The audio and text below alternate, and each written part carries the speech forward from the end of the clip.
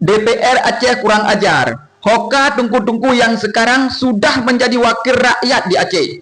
Jangan diam. Ini kemungkaran. Rakyat lebih butuh rumah daripada Anda. Rumah rehab wakil rakyat itu belum layak direhab.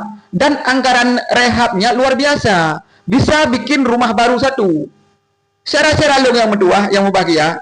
Tungku-tungku yang hidup ke Dewan. Iman tayo dipertanyakan. Ketika saudara-saudara tayo yang di kampung, wate ujun hana ketahomina. Wate malam tayo tak lama sih. Tapi urungnya sep-sep terus angin. Bintih kalau. Jadi ketika tungku-tungku neduk inan, iman ron yang dipertanyakan sih. Sebab tayo Muslim lagi tubuh yang sama. Ketika saudara tayo merasa kedinginan wate malam, itu tayo pi berasa. Jadi kita yang kaji ke dewan-dewannya, pulang tungku-tungku, nu tolong menyokah silap, nyan salah. Bahkan nyan kadang-kadang kan untuk korupsi saja.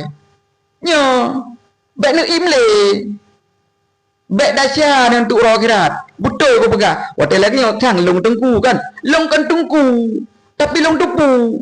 Bahwa saudara-saudara yang lebih butuh rumah. Dari target 2.000 juta per itu. Miliarnya, betul bah rumah lebih kita pegang.